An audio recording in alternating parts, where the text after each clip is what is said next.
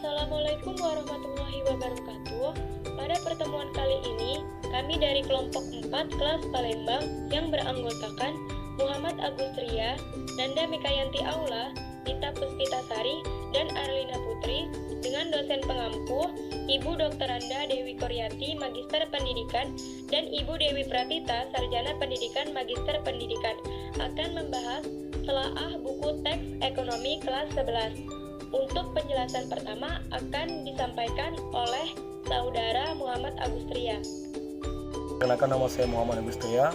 Terima kasih kepada Saudari Nanda yang telah memberikan saya kesempatan untuk menjelaskan hasil telaah buku teks ekonomi kelas 11 ini mengenai identitas buku teks yang ditelaah. Baik, di sini saya akan menjelaskan tentang identitas buku teks yang ditelaah. Yang pertama itu judul buku. Jadi judul buku yang kami telaah ini Lensa Kegiatan Ekonomi SMA MA kelas 11 Pembinaan IPS. Yang kedua yaitu kontributor naskah atau penulis. Buku ini ditulis oleh Nur Hadi yang mana ditelaah oleh kelompok 4, yaitu mata kuliah pelanggan kurikulum dan buku teks ekonomi.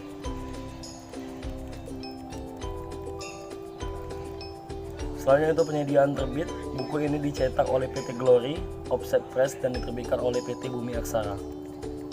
Tempat dan tahun terbit, buku ini diterbitkan di Jalan Sawaraya nomor 18 Jakarta 13220 pada tahun 2016. Tebal buku ini memiliki ketebalan 244 halaman. Ditunjuk untuk atau pemakai buku ini ditunjuk untuk SMA MA kelas 11. Nomor ISBN 978 602 17 7418. Selanjutnya itu kelayakan isi. Kesesuaian uraian materi dengan KI dan KD. Semua materi yang terkandung dalam buku yang kami telah ini sesuai dengan standar kompetensi dan kompetensi dasar. Kelengkapan materi. Semua materi yang terdapat dalam buku ini sudah mencerminkan gambaran yang mendukung semua kompetensi dasar SK dan KD. Kedalaman materi. Materi yang disajikan berupa kompetensi dasar, kata kunci, web tentang ekonomi, peta konsep ekonomi, refleksi diri, rangkuman, uji kompetensi, proyek ekonomi berupa tugas-tugas analisis, evaluasi di setiap semester, glosarium berupa istilah dalam ekonomi, daftar pustaka, hingga pada teks yang merupakan kumpulan istilah penting disajikan dalam buku ekonomi ini. Yang kedua itu keakuratan materi, keakuratan konsep dan definisi. Materi dalam buku teks ekonomi merupakan materi yang sudah terakurat antara konsep dan definisi. Setiap materi yang disajikan antara konsep dan definisi dirumuskan dengan baik dan tepat untuk mendukung tercapainya kompetensi dasar. Dapat kita lihat salah satu contohnya yaitu bab 1 pendapatan nasional, yang mana konsep dan definisi yang disajikan telah akurat sesuai dengan kompetensi dasar. Hal ini dapat kita lihat pada setiap materi yang ditampilkan pada setiap bab, yaitu halaman 1, 15, 47, 69, 107, 123, dan lain-lain. Selanjutnya itu keakuratan fakta dan data. Pada buku teks ekonomi, fakta dan data disajikan sesuai dengan data di lapangan, yang mana fakta dan data didukung dari situs-situs internet yang berhubungan dengan materi yang dibahas. Salah satu contohnya yaitu pada halaman 33 yang menjelaskan rencana pembangunan jangka panjang yang menurut data-data sesuai dengan undang-undang. Keakuratan contoh dan kasus. Berdasarkan buku teks yang kami telah, terdapat beberapa contoh dan kasus yang disajikan secara akurat. Salah satu contohnya yaitu pada halaman 19, contoh kasus untuk menghitung pertumbuhan ekonomi. Selanjutnya yaitu keakuratan gambar, diagram, dan ilustrasi. Berdasarkan buku teks yang kami telah, pada bagian keakuratan gambar, diagram, serta ilustrasi yang tersaji telah sesuai dengan materi yang ada dan sudah digunakan dalam ilmu ekonomi. Di mana hal tersebut dapat kita lihat pada gambar 1.3 yang menjelaskan bahwa gedung tempat perhitungan pendapatan nasional oleh Badan Pusat Statistik atau BPS. Serta pada gambar 4.8 itu terdapat sebuah grafik yang menjelaskan terkait bagaimana laju inflasi tahunan Indonesia dalam persen. Selanjutnya keakuratan istilah. Berdasarkan buku teks yang kami telah, istilah ekonomi yang terdapat dalam buku teks tersebut sudah tertuang dalam glosarium. Setiap materi ekonomi yang ada serta telah berlaku di ilmu ekonomi, sehingga hal tersebut dapat mempermudah pembaca dalam memahami istilah-istilah yang belum diketahui dan menjadi salah satu kesempurnaan dalam buku teks ekonomi tersebut. Selanjutnya itu keakuratan acuan pustaka. Berdasarkan buku teks ekonomi yang kami telah, acuan pustaka telah sesuai dengan materi yang tersedia dan tidak terlepas dari isi buku tersebut, sehingga sumber yang digunakan terlihat sangat jelas, akurat, serta dapat dipertanggungjawabkan. Selanjutnya yang ketiga yaitu kemutahiran materi. Kesesuaian materi dalam perkembangan kegiatan perekonomian Indonesia. Berdasarkan buku teks yang kami telah, materi yang disajikan aktual, yaitu sesuai dengan perkembangan kegiatan perekonomian di Indonesia, karena kegiatan yang disajikan sesuai dengan kurikulum 2013, dan tugas-tugas yang disajikan sesuai dengan kompetensi dasar dan kompetensi inti dalam kurikulum 2013, serta telah disesuaikan dengan perkembangan kegiatan ekonomi di Indonesia. Salah satu contohnya yaitu pada halaman 53 mengenai meningkatnya pengangguran yang ditunjukkan oleh BPS yang sesuai dengan data perkembangan perekonomian di Indonesia. Yang selanjutnya gambar, diagram, dan ilustrasi aktual. Berdasarkan buku teks yang kami telah, diagram dan ilustrasi telah disajikan dengan aktual sesuai dengan buku teks ekonomi yang ditelaah, yang mana dilengkapi dengan penjelasan untuk setiap gambar, diagram, dan ilustrasi untuk memudahkan pembaca dalam memahami berdasarkan materi yang ada pada buku teks. Contoh dan kasus aktual. Berdasarkan buku teks ekonomi yang kami telah, bahwa contoh dan kasus telah disajikan dengan aktual sesuai dengan materi yang ada pada buku teks ekonomi, sehingga dapat mudah dipahami oleh pembaca berdasarkan materi yang ada pada buku teks ini. Selanjutnya menggunakan contoh dan kasus di Indonesia. Berdasarkan buku teks ekonomi yang kami telah, terdapat contoh dan kasus yang menggunakan contoh kasus yang ada di Indonesia sesuai dengan situasi dan fakta pada perkembangan perekonomian di Indonesia. Salah satu contohnya yaitu pada halaman 17 yang mana menjelaskan tentang contoh kasus mengukur pertumbuhan ekonomi pada tahun 2014 dan tahun 2015. Selanjutnya kemutahiran pustaka. Berdasarkan buku teks ekonomi yang kami telah, bahwa kemutahiran pustaka telah sesuai dengan isi buku dan data pustaka. Salah satu contohnya yaitu pada halaman 34 bahwa indikator keberhasilan pembangunan ekonomi yang dikemukakan oleh Jigan tahun 2010 ini sesuai yang ada pada data pustaka, yang mana setiap isi yang ada pada materi yang dikemukakan oleh para ahli telah sesuai dengan yang ada pada daftar pustaka pada buku teks ekonomi yang kami telah ini. Soalnya itu mendorong keingintahuan atau mendorong rasa ingin tahu.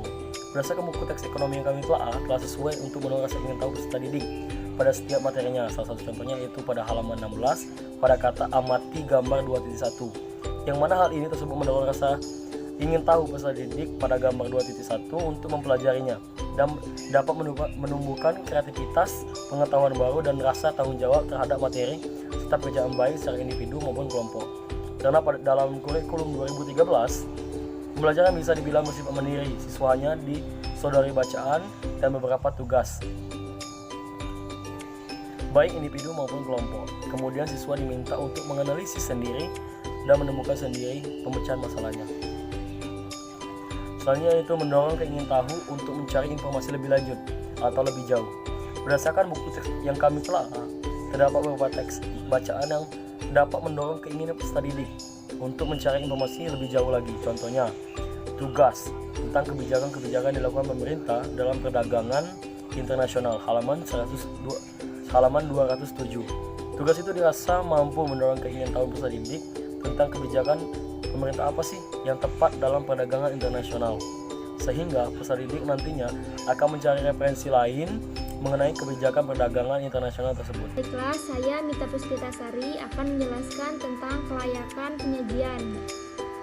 Yang pertama, teknik penyajian dibagi menjadi 3, yaitu yang ke-1, konsistensi sistematika penyajian. Dari buku teks yang kami telah, konsistensi sistematika penyajian terdapat dalam buku teks ini sudah disampaikan secara jelas, fokus, dan taat asas pada setiap babnya, mulai dari pendahuluan yaitu judul bab atau tema, serta konsep dan pendahuluan bab yang memotivasi siswa. Kemudian bagian isi termasuk uraian materi, bacaan, latihan, ilustrasi, gambar, dan tugas-tugas, serta bagian penutup yaitu rangkuman. Kedua, peruntutan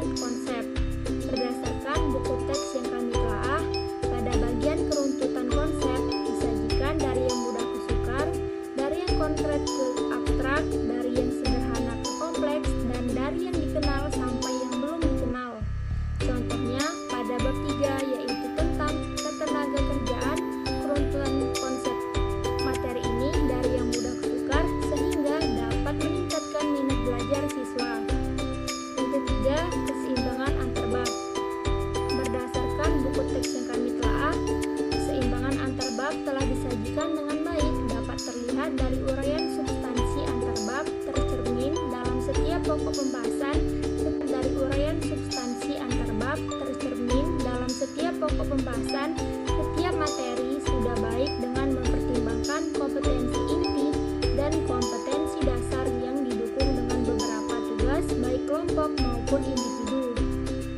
Contoh ilustrasi atau gambar secara seimbang sesuai dengan kebutuhan masing-masing pokok bahasan, di mana penyampaian pesan antara satu bab dengan bab yang lain berdekatan mencerminkan hubungan logis karena dalam keterpaduan paragraf deskripsi, penyampaian pesan antar kalimat dalam suatu paragraf mencerminkan kekohesian, kekoherensian, dan keterkaitan isi, sehingga hal tersebut menimbulkan adanya keseimbangan antar bab. Selanjutnya, pendukung penyajian dibagi menjadi 3, yaitu 1. Pendahuluan. Bagian pendahuluan ini terdapat penjelasan tentang gambaran umum dari isi buku dan hal apa saja yang akan dibahas oleh peserta didik dalam melaksanakan proses pembelajaran. Dan juga terdapat kata pengantar dari penulis untuk membangkitkan motivasi belajar peserta didik, dan tidak lupa juga terdapat daftar isi yang memudahkan peserta didik dalam mempelajari materi yang telah disediakan dalam proses pembelajaran. Kedua, bagian isi berdasarkan buku teks yang kami telah ini. Bagian isi terdiri atas materi setiap babnya, dilengkapi dengan contoh-contoh, gambar, ilustrasi, dan soal analisis yang dapat menunjang proses pembelajaran peserta didik untuk mencapai tujuan pendidikan.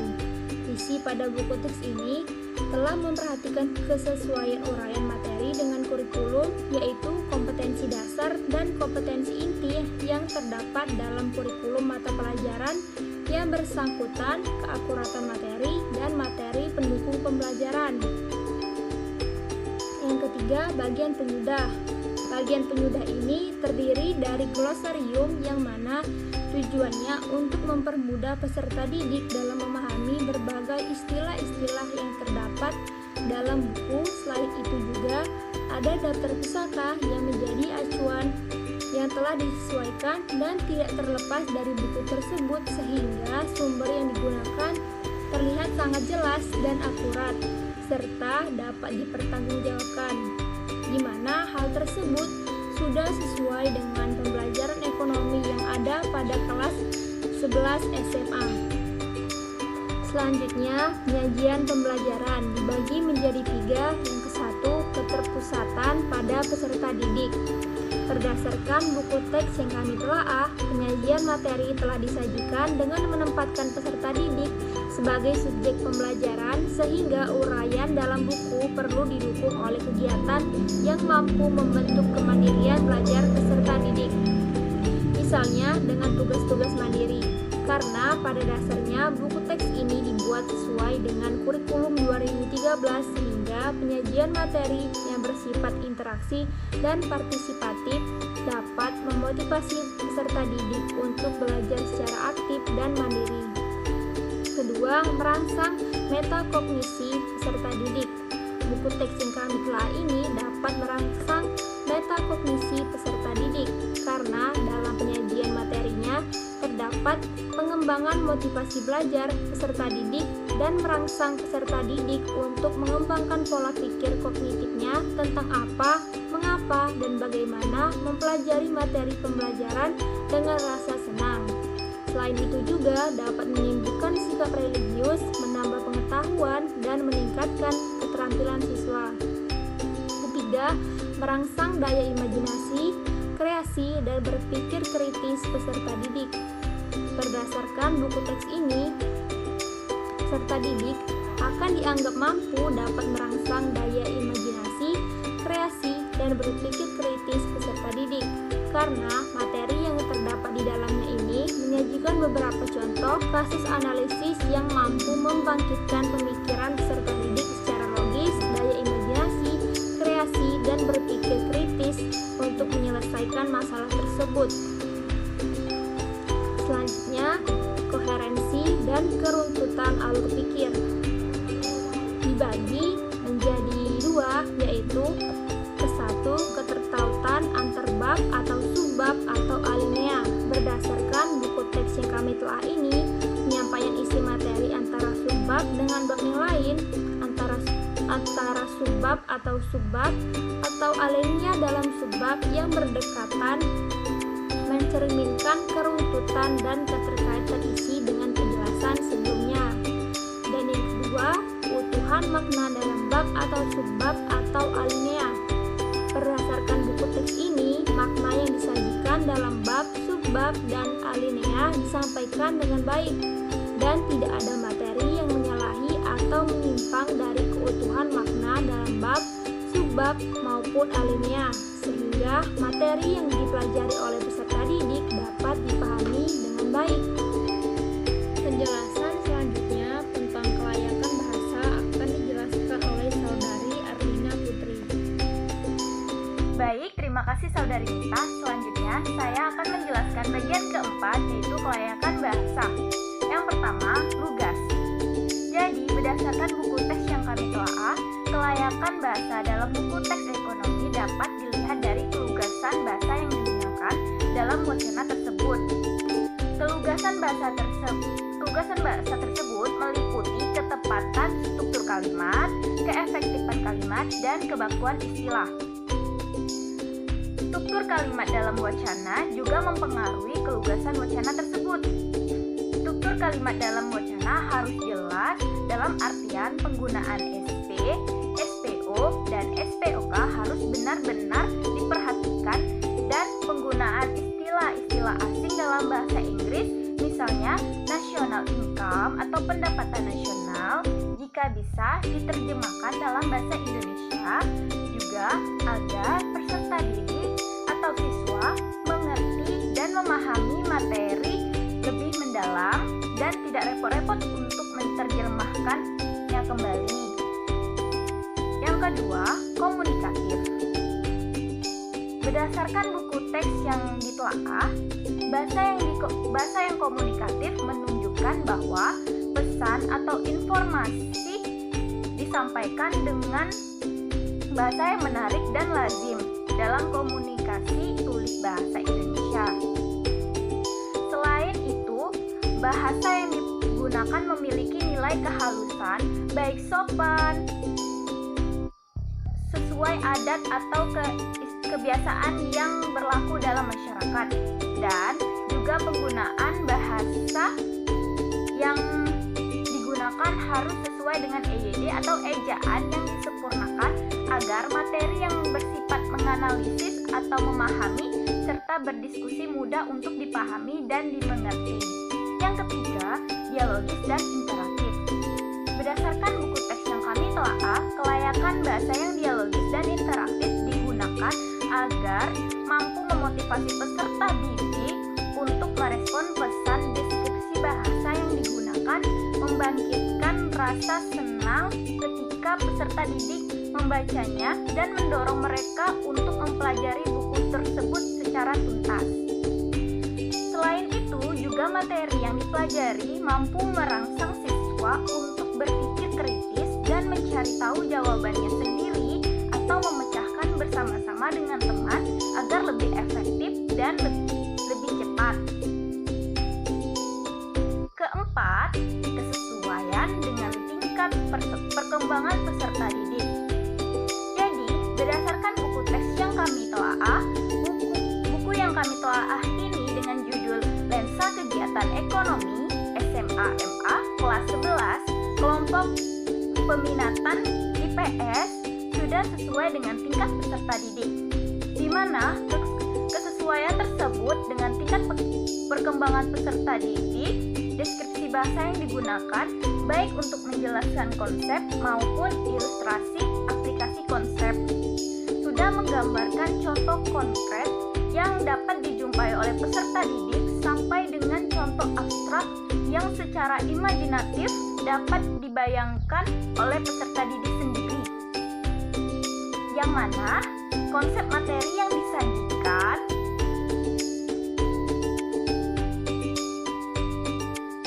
tentu saja merupakan pilihan yang sesuai dengan kebutuhan peserta didik. Konsep tersebut harus bersentuhan dengan kebutuhan peserta didik yang akan menginjak usia dewasa ketika mereka lulus SMA nanti. Oleh karena itu, materi-materi yang disajikan harus dapat meningkatkan kemampuan intelektual mereka secara pengetahuan maupun keterampilan, serta mematangkan emosional mereka dengan membentuk karakter kepribadian yang baik bagi peserta didik atau siswa. Yang kelima, kesesuaian dengan kaidah bahasa Indonesia. Di sini ada ketepatan bahasa dan ketepatan ejaan. Jadi, berdasarkan buku teks yang kami telaah, di dalam buku ini setiap kata dan kalimat yang digunakan untuk menyampaikan pesan telah mengacu pada kaidah bahasa Indonesia yang baik dan benar. Semua penulisan dalam buku teks ejaan yang telah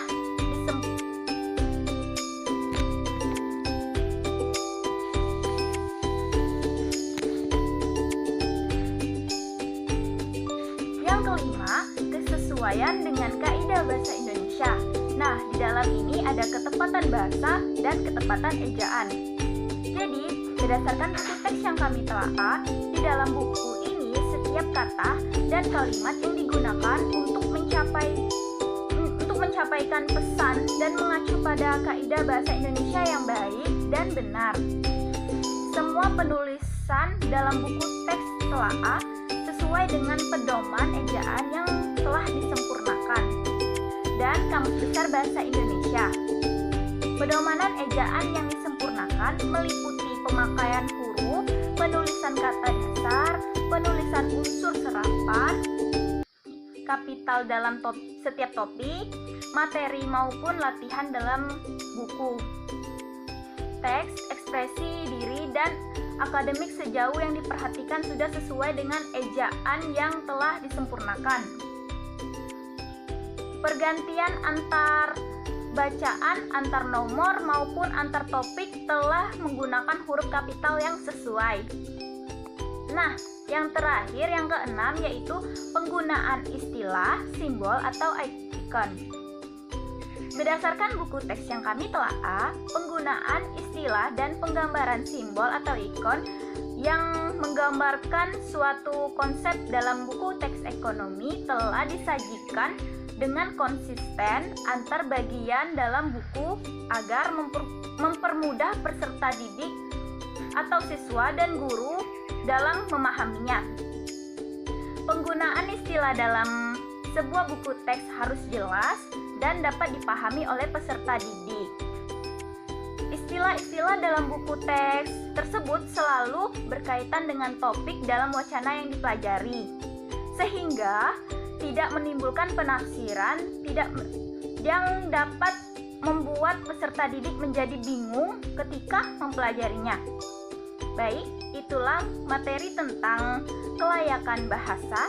Nah, selanjutnya materi tentang kelayakan grafikaan akan dilanjutkan oleh Saudari Nanda. Kepada Saudari Nanda, saya persilakan.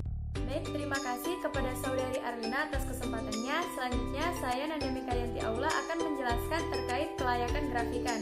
Yang pertama itu ada ukuran buku. Buku yang kami telaah ini memiliki ukuran buku 21 x 27 cm. Selanjutnya, desain kulit. Huruf yang digunakan berdasarkan buku teks yang kami telaah, buku ini menggunakan huruf Times New Roman, yaitu 12 PT dan 14 PT. Selanjutnya, huruf yang sederhana atau komunikatif. Berdasarkan buku teks yang kami telaah, buku ini menggunakan huruf dan bahasa yang komunikatif, menunjukkan bahwa pesan atau informasi yang disampaikan dengan bahasa yang menarik dan lazim dalam komunikasi tulis bahasa Indonesia. Selain itu, bahasa yang digunakan memiliki nilai kehalusan, baik sopan sesuai adat atau kebiasaan yang berlaku dalam masyarakat. Selain itu juga, penggunaan bahasa yang digunakan harus sesuai dengan EYD atau ejaan yang disempurnakan, agar materi yang bersifat menganalisis atau memahami serta berdiskusi mudah untuk dipahami dan dimengerti. Selanjutnya, tipografi kulit buku. Berdasarkan buku teks yang kami telaah, tipografi kulit buku menunjukkan Kulit buku yaitu sampulnya sudah terlihat bagus dan konsisten karena penggunaan ukuran huruf yang pas, tidak terlalu besar, dan juga penggunaan font dan huruf yang mudah dibaca dan dapat menarik perhatian siswa untuk mempelajarinya. Selanjutnya, ilustrasi kulit buku. Berdasarkan buku teks yang ditelaah, ilustrasi kulit buku menunjukkan sampulnya sudah terlihat bagus dan konsisten karena penggunaan warna, judul buku yang kontras, pewarnaan latar belakang, sampul buku yang menarik untuk dilihat, pemilihan warna yang tidak terlalu terang yaitu perpaduan warna biru tua dan putih. Selain itu, terdapat beberapa gambar yang menggambarkan tentang kegiatan ekonomi sehingga dapat menarik perhatian siswa. Selanjutnya, desain isi buku. Tata letak isi. Berdasarkan buku teks yang kami telaah, konsisten tata letak dan letak harmonis disajikan dengan penempatan unsur tata letak, judul, subjudul, kata pengantar, daftar, ilustrasi, dan lain. Pada isi buku secara konsisten atau sama pada tata letak lengkap dapat memperjelas penyajian materi baik dalam bentuk, ukuran yang proporsional, serta warna yang menarik. Keterangan gambar ditempatkan berdasarkan dengan ilustrasi dengan model yang berbeda dari huruf teks. Tata letak pada isi dengan menempatkan judul, subjudul, ilustrasi, dan keterangan gambar yang jelas sehingga menyampaikan informasi pada setiap bab dapat mempercepat pemahaman siswa. Selanjutnya, tipografi isi buku. Berdasarkan buku teks yang ditelaah, tipografi isi buku dalam memilih dan menata huruf sudah menunjukkan penggunaan huruf yang baik dan logis di setiap babnya. Lalu, jarak spasi yang tidak terlalu lebar dan tidak terlalu sempit membuat para pembaca lebih mudah dalam memahaminya. Variasi huruf yang berupa huruf tebal atau bold dan huruf miring atau italik untuk membedakan tentang judul, subjudul, serta memberikan penekanan pada susunan teks yang dianggap penting. Jenjang judul-judulnya jelas, konsisten, dan proporsional karena tidak menggunakan perbedaan ukuran huruf yang terlalu menonjol. Selanjutnya, ilustrasi isi. Berdasarkan buku teks yang ditelaah, buku ini menampilkan beberapa ilustrasi isi yang menarik dengan tampilan gambar yang unik, contoh kasus, serta soal evaluasi yang mampu membantu peserta didik untuk memahami materi yang ada di dalamnya, sehingga hal tersebut menimbulkan daya tarik tersendiri dengan tingkat kesulitan yang berbeda-beda sesuai dengan KD dan KI yang sedang dipelajari oleh peserta didik, dan juga dapat meningkatkan kemampuan pola pikir atau nalar peserta didik secara kritis. Mungkin itu saja penjelasan dari kelompok kami terkait telaah buku teks ekonomi kelas 11. Apabila ada salah kata, kami mohon maaf. Kepada Allah kami mohon ampun. Saya akhiri. Wabillahi taufiq wal hidayah. Wassalamualaikum